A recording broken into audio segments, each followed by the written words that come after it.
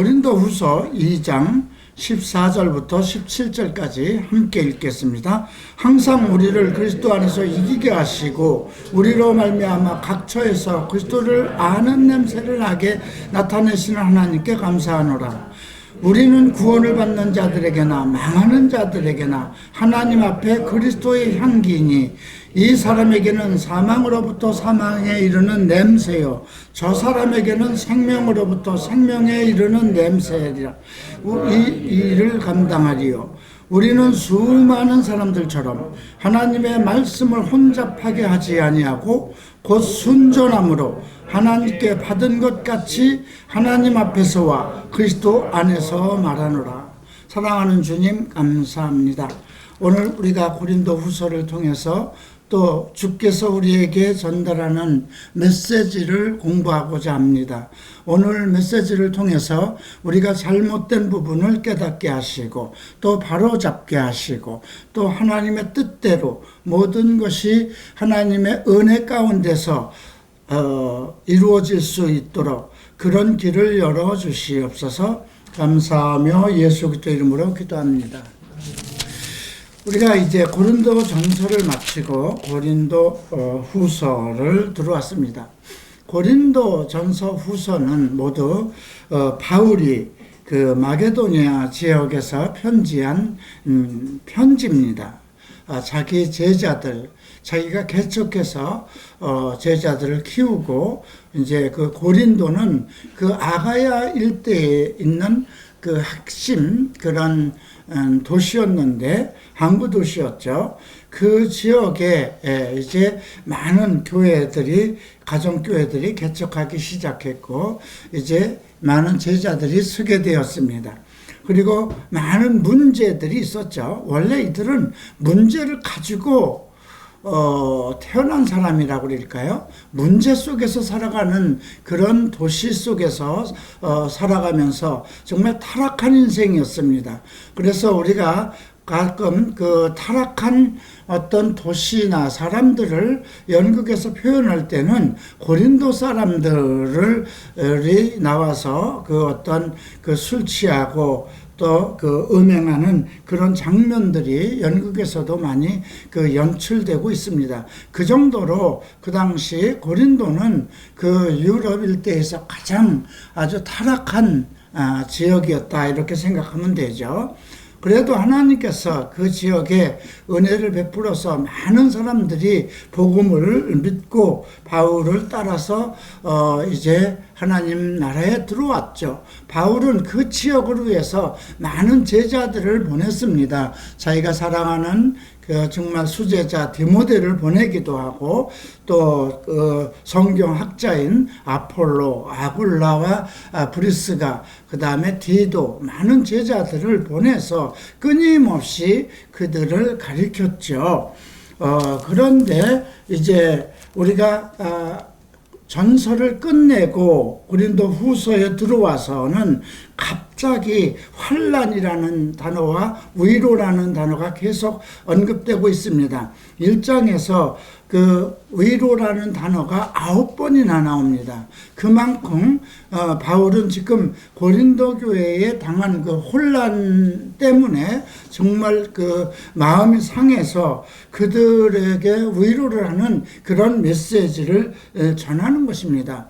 우리가 그 고린도전서 16장까지 그들이 뭐 특별하게 그렇게 하나님의 은사가 많고 또 그렇게 정말 그 세상 가운데 살다가 하나님 백성이 되었는데 그들에게는 기쁨과 소망밖에 없을 텐데 무슨 환난이 있었을까 이렇게 생각되지만 우리가 눈으로 볼 수 없는 그러한 그 환난이 있었던 것겠죠. 왜냐하면 하나님의 은혜가 많은 곳에 그러니까 죄가 많은 곳에 은혜가 많듯이 하나님의 은혜가 쏟아지는데 지는 곳에 사탄의 역사도 많기 때문입니다. 그래서 우리가 바울 서신 중에 고린도 교회와 데살로니가 교회 이 두 군데만 바울의 편지가 2번이 전달됐고요.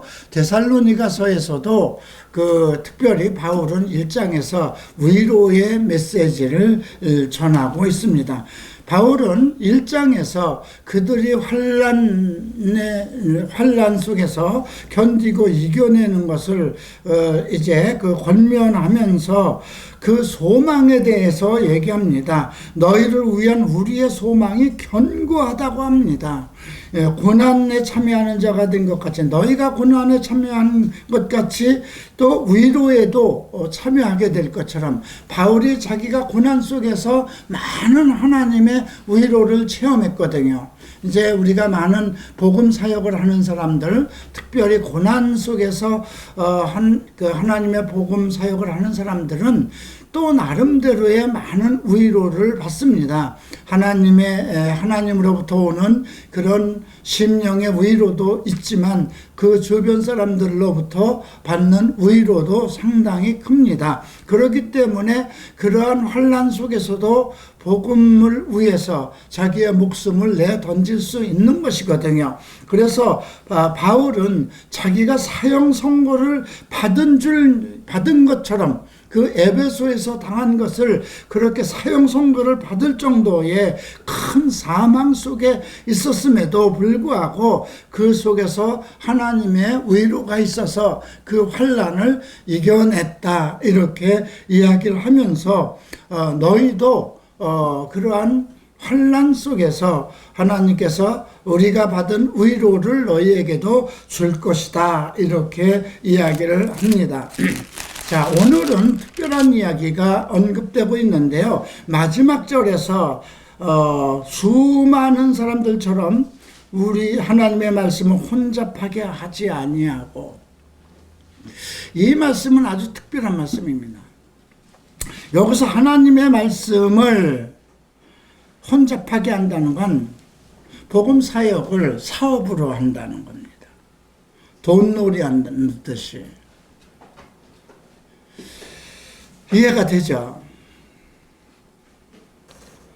그러니까 어떤 재물과 물론 복음을 목적으로 하고 선교라는 걸 목적으로 하고 그렇게 해서 어떤 교회가 하나의 강도의 소굴처럼, 우리 예수님도 예루살렘 성전에서 비둘기 팔고 또 그 환전하는 사람들을 뒤집어 펴면서 내가 하나님의 집을 강도의 소굴로 만들었다고 책망하신 일이 있습니다. 그거와 같은 내용입니다.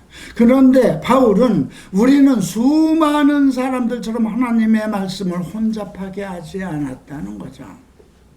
우리는 복음 사역에 있어서 어떠한 돈이나 이것을 목적으로 하지 않았다는 것입니다. 순전함으로 하나님께 받은 것 같이 하나님 앞에서와 그리스도 안에서 말하노라. 순전함으로 오직 하나님의 뜻 안에서 복음을 가지고 하나님께 받은 것 같이 모든 것을 할 때, 모든 것을 말할 때 하나님께서 받은 것 같이 하나님 앞에서와 예수 앞에서 행하고 말하고 있다는 것을 이야기하고 있습니다. 왜 이런 이야기를 할까요? 자, 바울이 2장에서 근심에 대한 얘기를 합니다. 우리가 앞에서는 그 환난을 얘기했고 그 다음에 위로를 얘기했습니다. 그런데 여기서는 근심이라는 단어를 가지고 계속 언급합니다. 근심이라는 단어가 엄청 많이 써 있습니다. 1절에서 내가 다시는 너희에게 근심 중에 나아가지 아니하기로 스스로 결심했다. 참 이 말씀 속에 좀 깊은 뜻이 있고 의미가 있습니다. 근심 중에 나아가지 않기로, 어떤 근심을 가지고 너희 중에 나아가지 않기로.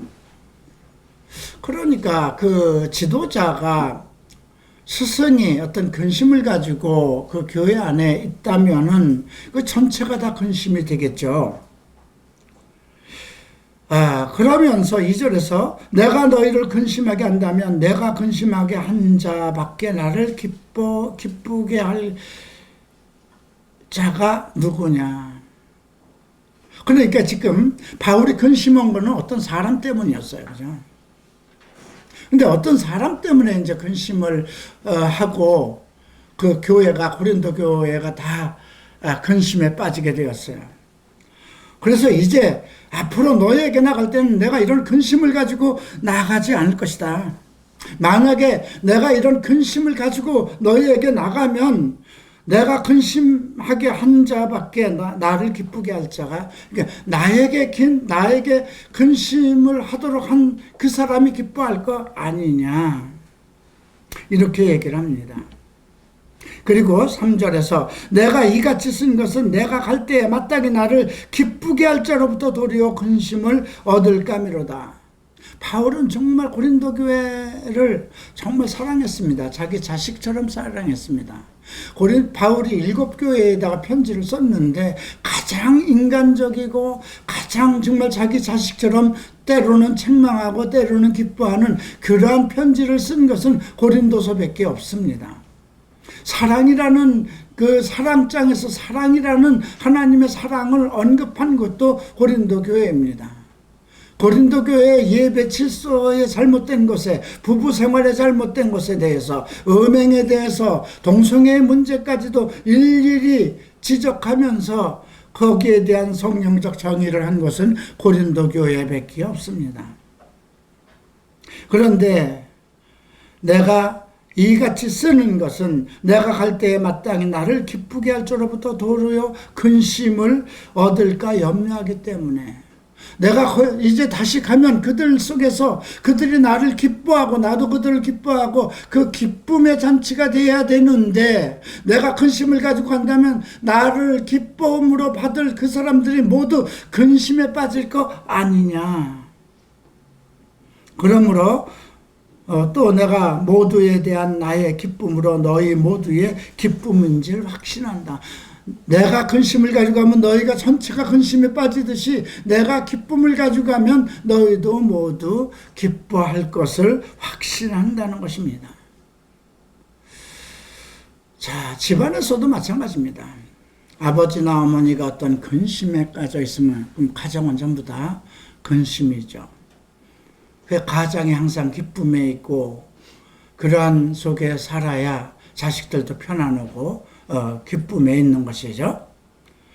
자, 4절에서 봅니다.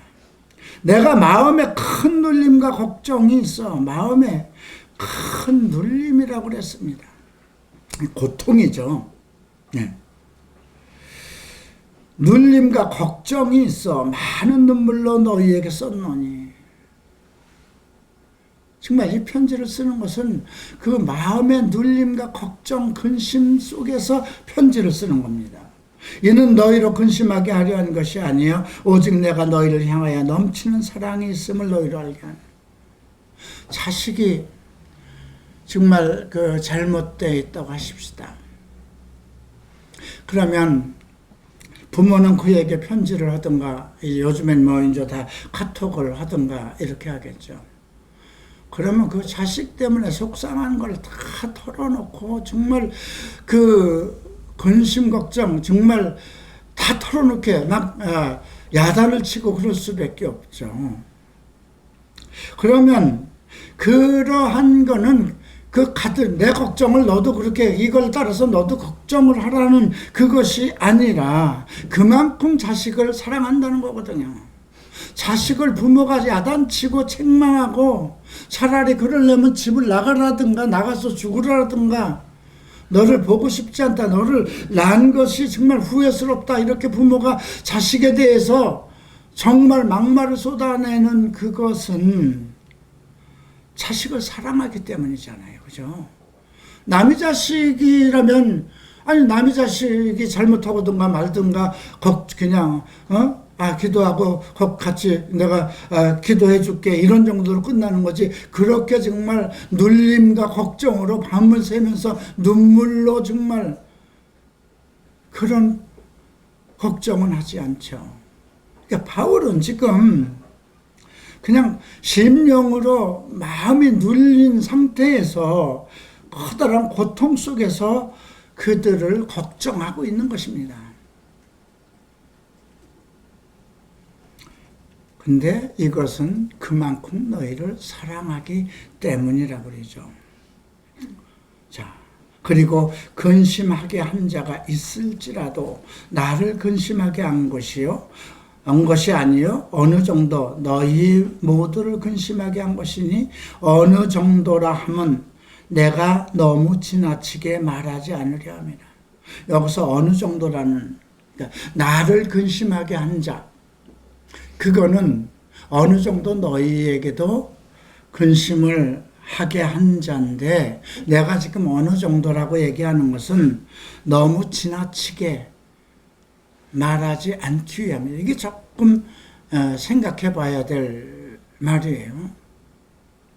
이 근심은 사실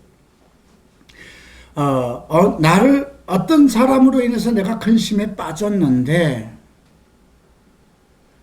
그 근심한 자가 나를 근심에 빠뜨린 것이 아니라 어느 정도 너희들에게도 미쳤다, 이런 얘기거든요. 근데 여기서 어느 정도라는 말을 콕 찍어서 내가 너무 지나치게 말하지 않기 위해서, 이 말은 나를 근심케 한 자나 니들이나 그 나물에 그 밥이다, 이 말이에요.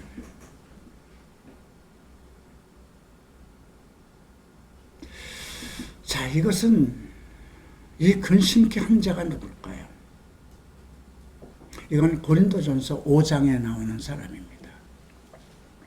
아비의 첩을 통간한 아들이 있었어요. 바울이 그 편지를 듣고 정말 분노해가지고 고린도 교회 성도들에게 책망을 합니다. 너희가 그러한 자를 너희 중에 두고 같이 성찬도 떼고 같이 교제한 것에 대해서 정말 책망을 하면서, 내가 멀리 떨어져 있어도 너희와 함께 영으로 그를 사탄에게 내어주었다. 그래서 육체는 멸망을 받고 그의 영은 그리스도의 날에 구원을 받기 위함이다. 이렇게 아주 자기 사랑하는 교회 성도, 어쩌면 정말 아비의 첩과 통관한 그 아들도, 그 형제도 예수를 믿었기 때문에 교회에 와 있었을 거잖아요. 그리고 바울의 가르침을 받았으니까 바울의 제자일 거잖아요. 그런데 그를 너희가 용납한 것에 대해서,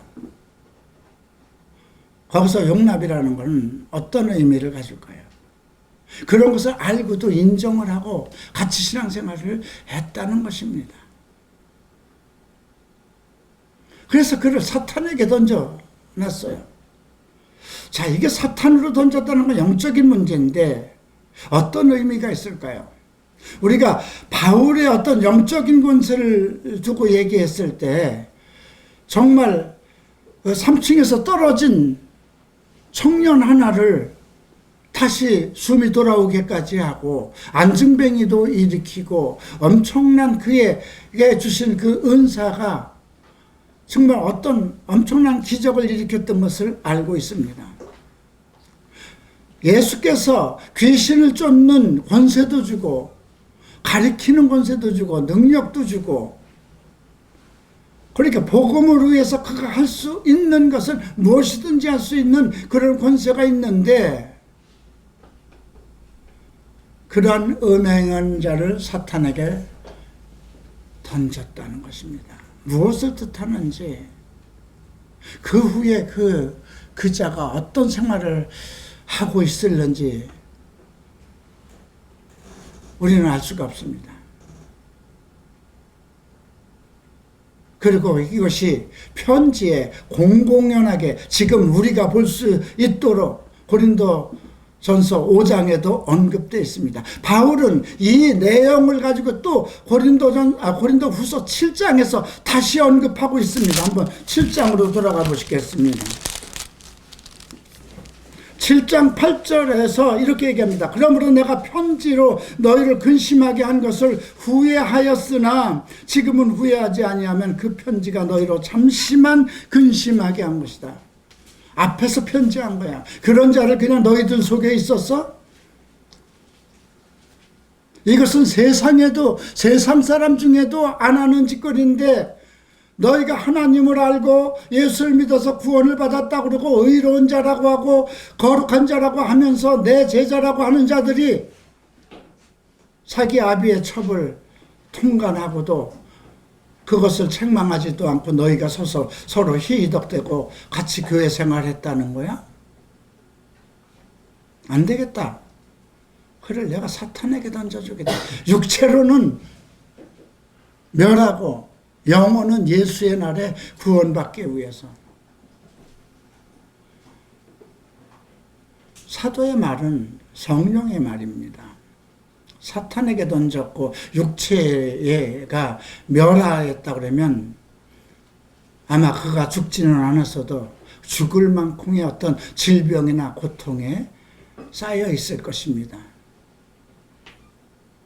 그러면 생각해 보세요. 죽을 병에 들려서 자기와 같이 교회 생활을 하던 자가 그러한 패역한 짓을 해서 바울의 책망으로 그를 사탄에게 던져준다고 했는데 그가 정말 죽을 병에 걸려서 있다면 그 성도들은 어떻게 지낼까요?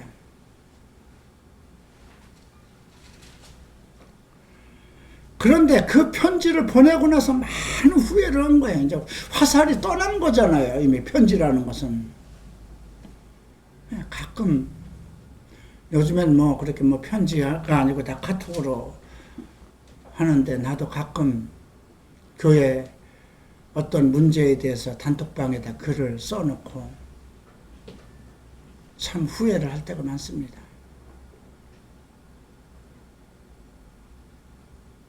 그걸로 인해서 또 형제들이 또 그와 관계된 형제들이 다 나갑니다. 한때 우리 교회는 여기가 그래도 다 차고 여기가 차기 때문에 여기까지 늘려서 저 별수를 늘려서 늘어놓은 거거든요. 근데 지금 이 상황입니다. 여러 차례에 걸쳐서 형제들이 나갔습니다. 어떤 사람들은 왜 목사님 저렇게 하실까? 저렇게 하지 않아도 될 일을 왜 저렇게 했을까? 그런데 만약에 그냥 그렇게 뒀으면 어떻게 됐을까요? 그냥 모른 척하고 다 그런 것을 받아들였으면 어떻게 됐을까요?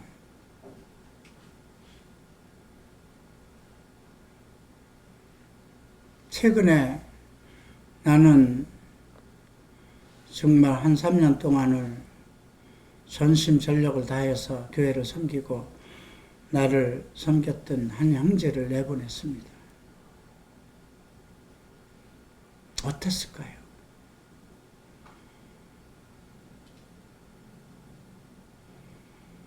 우리가 고린도 전서를 공부하는 중에 그 형제를 내보내고 지금 우리는 고린도 후서를 보고 있습니다. 우리 교회 상황에 항상 하나님의 말씀과 같이 발걸음을 하고 있다는 걸 느낍니다.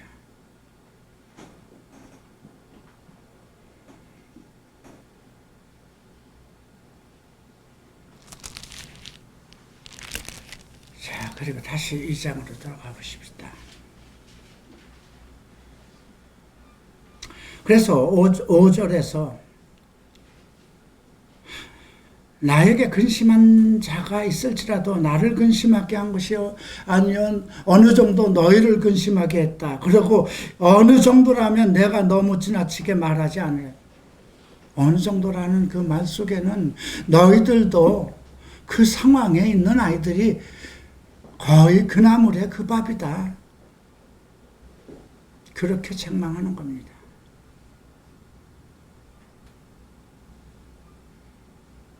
6절 보십시오. 이러한 사람은 많은 사람에게 벌 받는 것이 마땅하도다. 여기서 이러한이라는 건 너희들도 언급되어 있어 뭉쳐서 얘기하고 있습니다. 많은 사람에게 벌 받는 것이 당연하다, 마땅하다.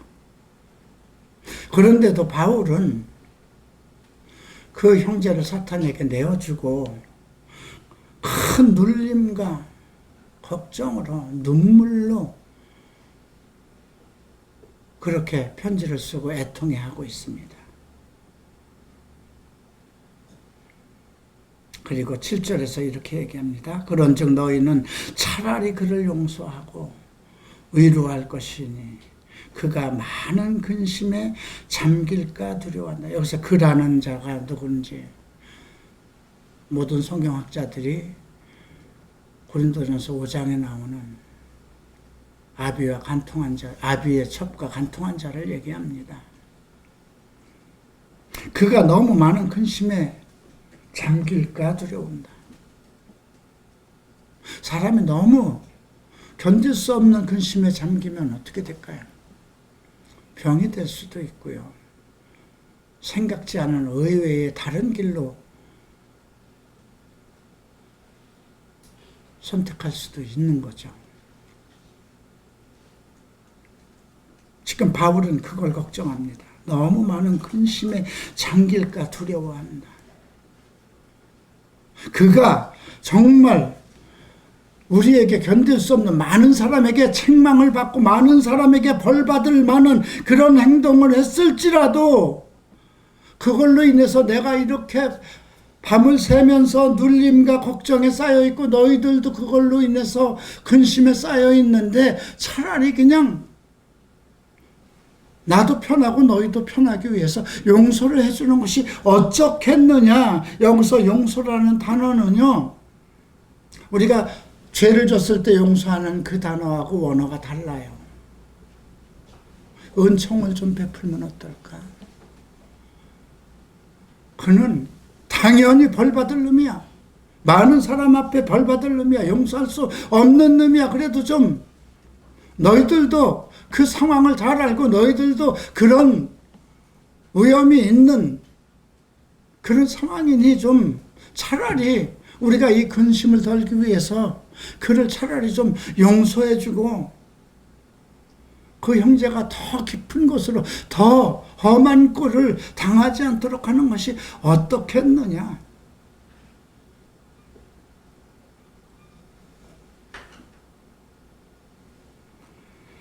그렇게 얘기를 합니다.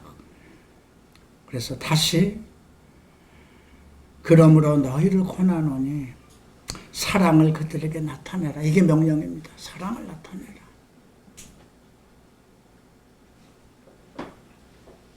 그러니 바울이 고린도전서 5장에서 그를 사탄에게 내어주고 나서 그 엄격한 편지로 통지한 이후에 고린도 교회가 얼마나 정말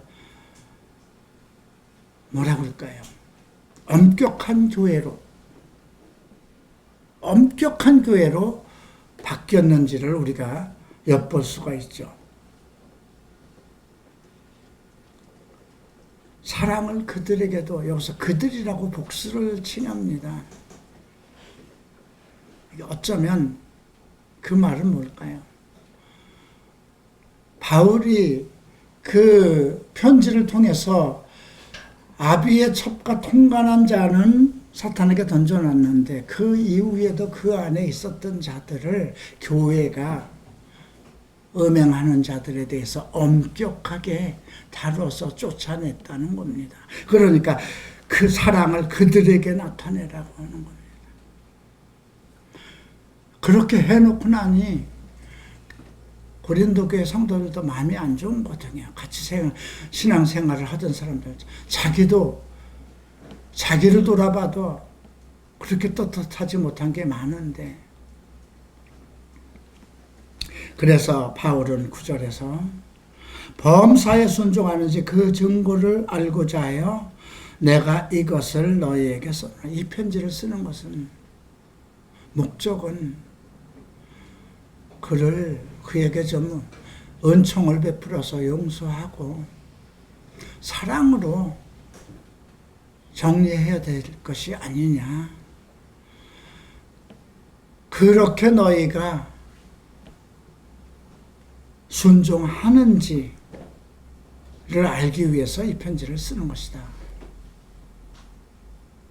너희가 무슨 일이든지 누구를 용서하면 나도 그리하고 내가 만일 용서한 일이 있으면 용서한 그것은 너희를 위하여 그리스도 앞에서 한 것이니. 참 너희가 용서하면 나도 용서할 것이다.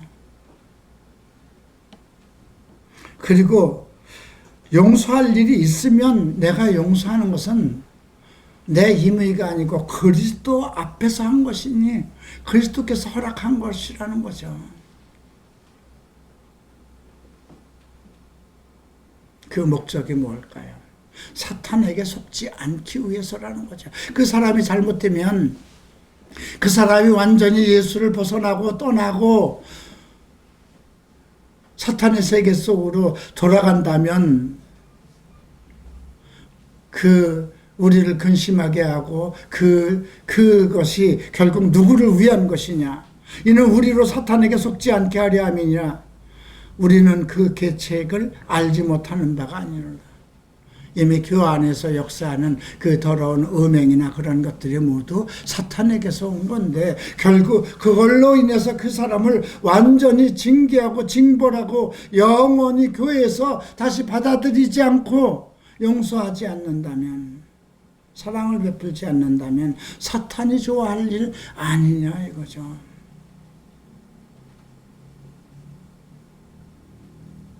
참 바울이 고린도 교회 제자들을 사랑하는 마음이 얼마나 끔찍한 것을 정말 알 수가 있습니다.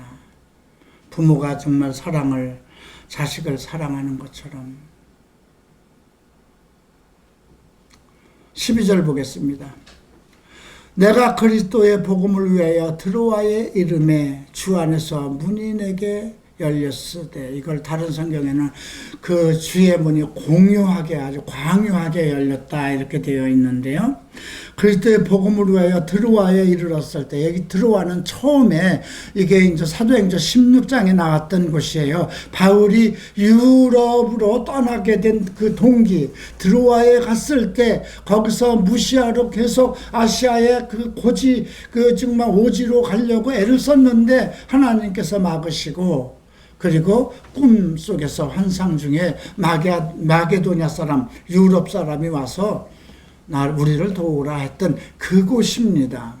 그래서 그곳을 다시 갔는데 거기가 얼마나 복음으로 확장을 했는지 이제는 그곳에 가서 막 그냥 복음을 막 외치고 그 모든 길이 전 세계로 열려 있는 그러한 상태라는 거죠. 그러니까 거기로 쏟아져 가지고 나가야 되는데 지금 이러한 근심에 대한 것이 어떻게 해결됐는지, 내가 편지한 것을 보고 고린도 교회 성도들이 그를 정말 용서하고 받아들이고 그렇게 한 것인지를 알기 위해서 디도에게 편지를 보냈는데 디도가 안 오고 있는 거예요. 올 날이 지났는데도 안 오는 거예요. 그러니까 근심에 빠지죠. 그래서 13절에서 내가 내 형제 디도를 만나지 못하므로 내 심령이 편치 못하여 그들을 작별하고 마게도냐로 갔다.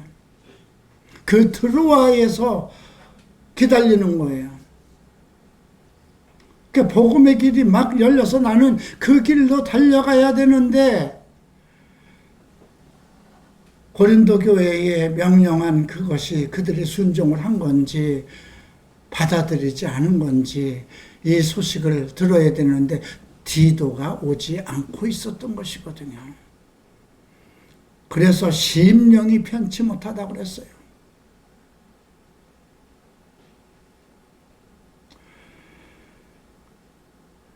자, 그래서 항상 이런 얘기로 결론합니다.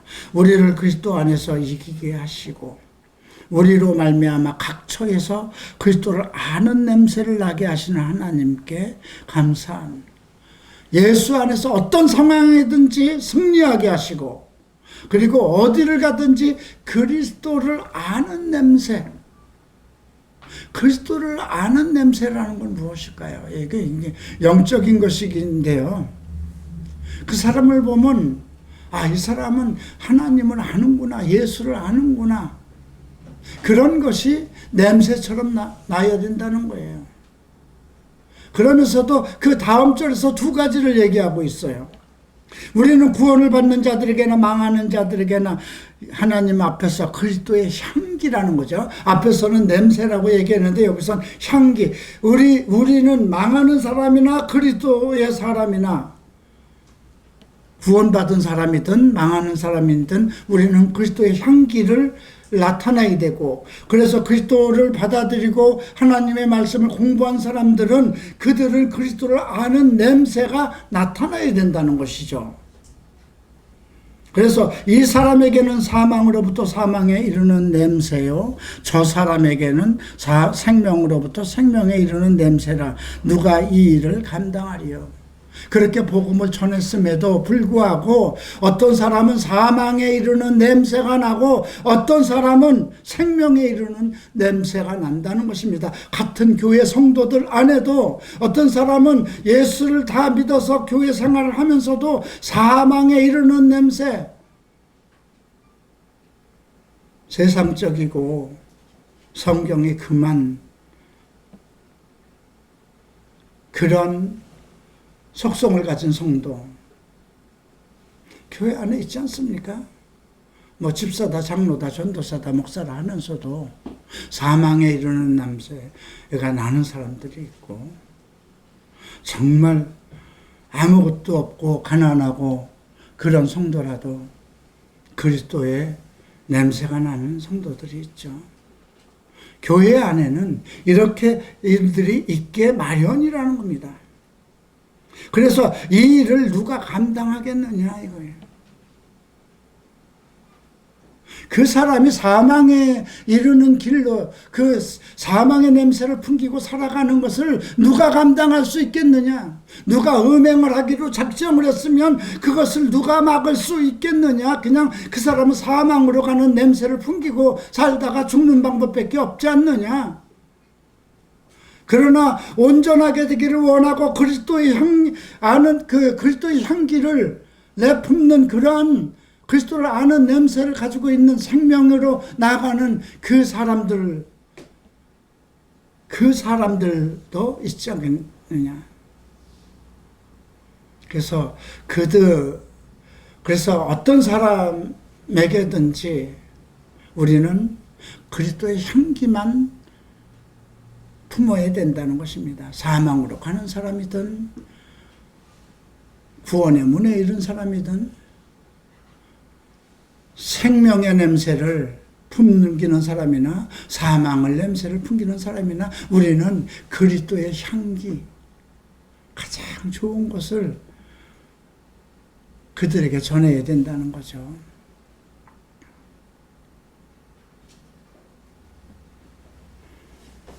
그래서 구원을 받는 자들에게나 망하는 자들에게 하나님 앞에서 우리는 그리스도의 향기라고 얘기한 것이고요. 이 사람에게는 사망으로부터 사망에 이르는 냄새고요. 저 사람에게는 생명으로부터 생명에 이르는 냄새요. 누가 이 일을 감당하리요? 아무도 감당할 수 없다는 것입니다. 사도로도 마음대로 할 수 없는 거잖아요. 자기 의지가 그렇게 있다면. 우리 교회도 한때 청년들이 몰려올 때 참 대단한 청도들이 많았어요.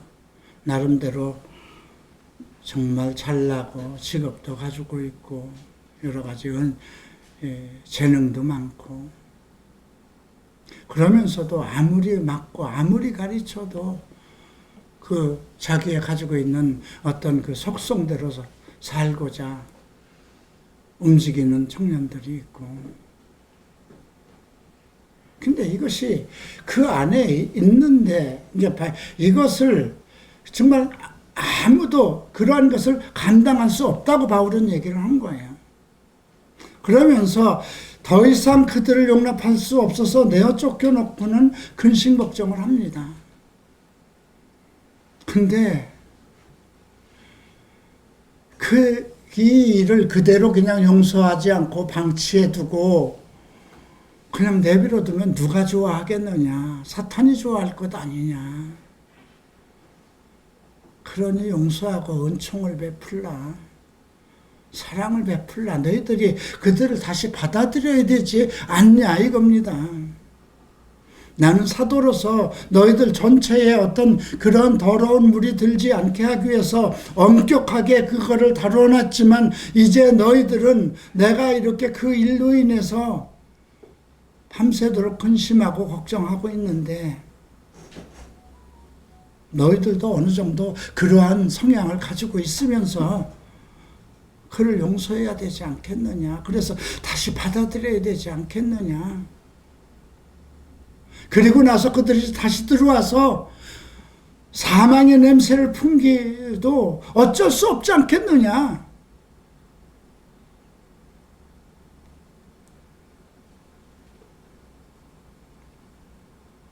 그리고 17절에 그 말을 한 겁니다. 우리는 수많은 사람처럼 하나님의 말씀을 혼잡하게 하지 않고 복음을 돈놀이하는 걸로 사업으로 생각하지 않고 순전함으로 하나님께 받은 것 같이 하나님 앞에서와 그리스도 안에서 말하고 있다.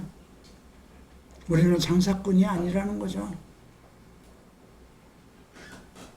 참 이러지도 못하고 저러지도 못하고 답답하지 않겠습니까? 요즘 유치원이나 이런 데를 가보면 초등학교나 있는 집 어머니들은 자기 아이들이 없는 집 아이들하고 어울리는 거 싫어하지 않습니까? 제가 이제 내일 탈북자 학교 교장 선생님을 만나기로 했습니다. 우연히 어떤 사람을 통해서 탈북자 학교라는 것이 있는 걸 들었습니다. 최근에 와서 내가 이제 내가 어떤 일을 해야 되는가. 물론 우리 교회 사역과 우리 성도들 가르치는 일은 끊임없이 하겠지만은 내 일이 이걸로 정리될 것인가. 내가 어떤 하나님의 은혜를 많이 받았는데 이 하나님의 은혜를 어떻게 베풀 곳이 없는가.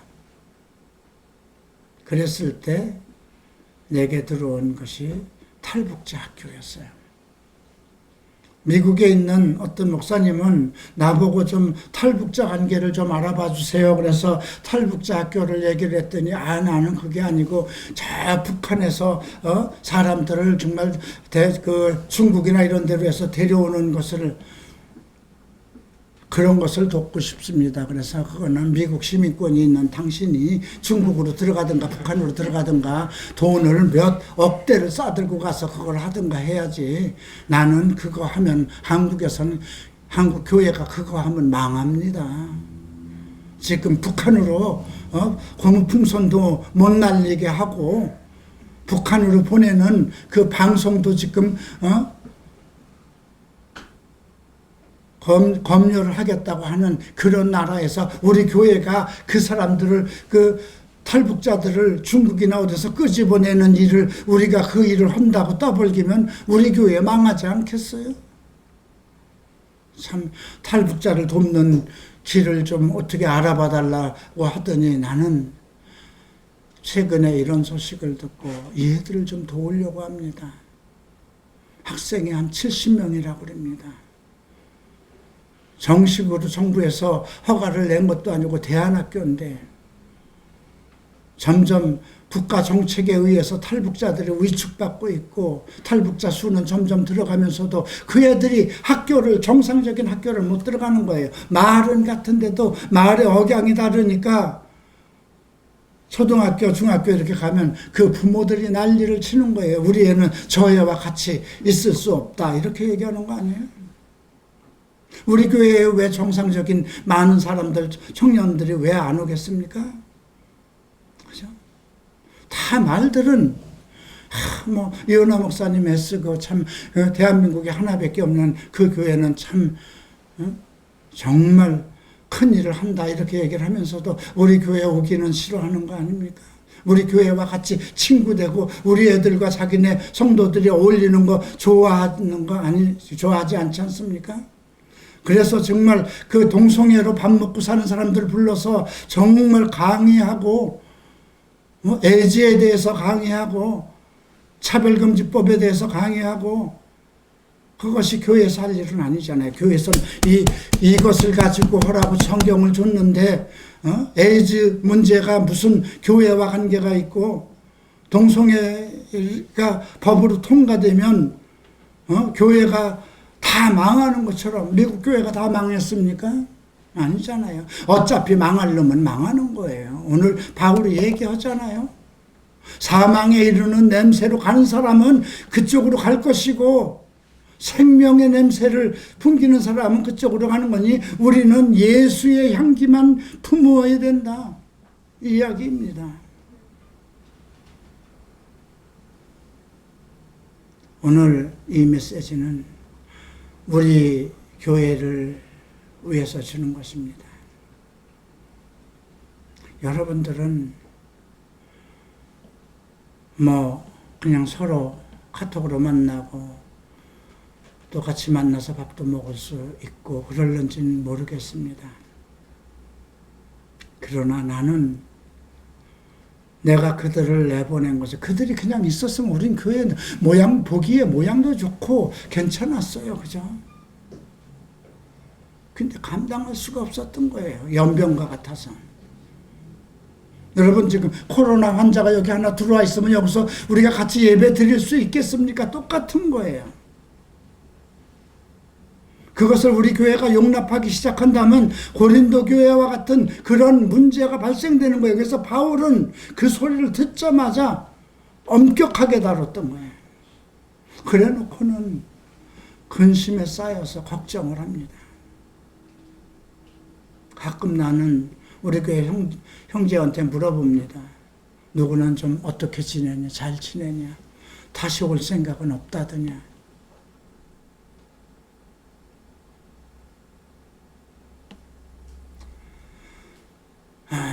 이제 나이가 들면 참 별의별 것이 다 걱정입니다. 한때는 정말 이 아들을 어떻게 해야 되나, 정말 참 이걸 어떻게 해야 되나. 그 어려서는 그렇게 예수를 잘 믿고 큰아빠를 좋아하던 놈인데 이 아이를 어떻게 할까. 정말 필리핀까지 가서 정말 그 아이를 만나고 한국까지 데려오는데 엄청난 돈을 들이고 지 애비는 직장까지 그만두고 한두 달을 가서 정말 이게 자식 아니면 그 못하는 거잖아요. 그죠? 그리고 한국에 와서 또 몇 년을 감당을 못하는 게 어떻게 할지를 못 들고 어떻게 할 수가 없어요. 하나님 앞에 기도하는 것밖에 없었죠.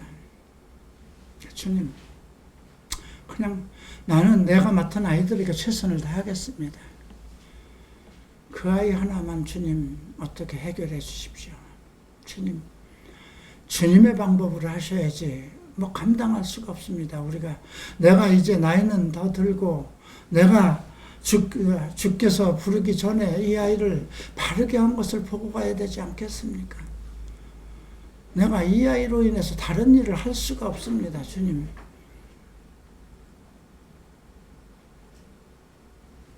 그리고 주님께서 길을 여서서 지금 주님의 방법대로 아이를 다스리고 있습니다.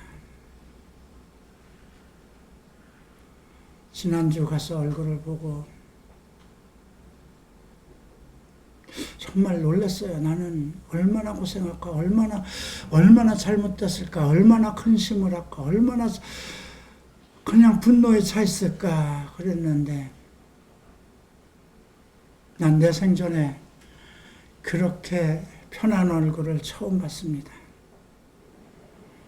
그렇게 잘생긴 아이를 처음 봤습니다. 물론 부모가 자식이 다 잘생기겠지만 나는 정말 젊어서부터 수많은 젊은 아이들과 아이돌 같은 아이들을 많이 봤어도 보는 순간에 하나님께서 일을 하시는구나. 우리 재수 씨가 나보다 한 주 전에 갔다 와서 정말 아이가 그렇게 된 후에 먹지도 못하고 잠도 못 자고 절절절절 매서 그냥 주일날 보면 우리 재수씨 잘못될까봐 걱정 근심을 했는데 다녀오고 나서 얼굴이 환하게 비고, 네, 이게 부모 마음입니다.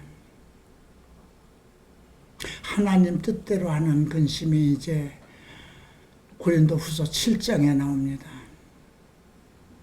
속이 터지고 자식의 문제로 정말 견딜 수 없는 문제로 정말 눌림을 당하고 심령이 상하고 어쩔 수도 못하고, 그런 속에서 우리가 기도를 멈추지 말아야 되는 것은 하나님 안에서 정말 근심을 쌓아가면서 하나님께 나아가는 것은 하나님이 일하게 하시기 위해서입니다. 내가 그 일을, 하나님이 일을 하시는구나. 그러면 내가 이제 내 할 일을 해야 되겠다. 주님, 내가 할 일이 무엇일까요? 했을 때 탈북자 학교를 도와야 되겠다. 내가 도우면 뭐 얼마나 돕겠습니까? 그러나 내가 그 일에 나서서 일을 함으로 그들을 좀 도울 수가 있다면 도움이 되지 않겠습니까? 우리가 이 논현동으로 와서 얼마나 많이 다른 사람들의 도움을 받았습니까? 우리가 정말 편안한 장소에서 편안하게 근심 걱정 안 하고 어떤 재정의 문제에 염려 안 하고 우리가 예배를 드리고 있지 않습니까? 그래서 우리가 할 수 있는 것 도와야 되겠다. 그래서 긴축 경제를 해야 되겠구나. 지금까지는 우리가 점심 먹는 것도 좀 갈비도 먹고 고기도 먹고 좀 주일날이면 이렇게 열심히 교회 나오고 하는 애들을 위해서 아끼지 않았는데 이것도 아니구나. 아직도 우리 못 먹는 아이들이 있고 그러니 그들을 위해서 좀 도와야 되지 않겠나. 그래서 기쁜 마음으로 주님, 내 무거운 근심의 짐을 주께서 덜어주셨으니 이제 그 아이를 주님께 맡깁니다. 이제 나는 감사함으로 내가 할 수 있는 일을 하겠습니다. 이제 이것을 내 사역의 마지막으로 삼고 가겠습니다. 주님, 길을 열어주셔서 그렇게 기도하고 있습니다. 여러분들도 함께 기도해 주시기 바랍니다. 일어나 함께 기도합니다. 존귀하신 주님 감사합니다. 그리스도 안에서 우리가 살아가면서 많은 것을 봅니다. 감당할 수 없는 일들을 봅니다. 내 자식이지만 내 자식을 이룰 수도 없고 감당하지 못하고, 그래서 하나님 앞에 내놓고 기도합니다. 주님 도와주시옵소서. 이러한 부모의 애통하는 마음을 들어주시고 이제 우리 교회가 함께 애통하는 마음으로 사탄 속에 빠져있는 아이들을 위해서 기도할 것입니다. 우리는 그리스도를 아는 냄새를 풍겨야 할 사람이고, 우리는 어찌 되었든지 간에 예수 그리스도의 향기로 나타나야 할 사람들입니다. 그러니 주님, 이 교회를 축복하시고 이들에게 더욱 그리스도를 아는 힘과 능력을 주시고 그리스도를 아는 냄새가 나게 하시고, 이들을 통해서 복음을 전하고 이들을 통해서 상처받고 떨어져 나간 아이들을 다시 회복시키고 돌이킬 수 있도록 주님 도와주시옵소서. 우리가 다 그렇게 해서 도움을 받고 은혜를 받았은즉 이제 우리가 받은 은혜로 은총을 베풀고 사랑을 실천하게 하여 주시옵소서. 이것이 오늘 바울을 통해서 우리에게 주신 명령이니 우리가 이 말씀에 순종하게 하소서. 주님, 이 교회를 축복하소서. 한 사람도 낙오되지 않게 하소서. 예수 이름으로 기도합니다. 주기도문으로 패하겠습니다.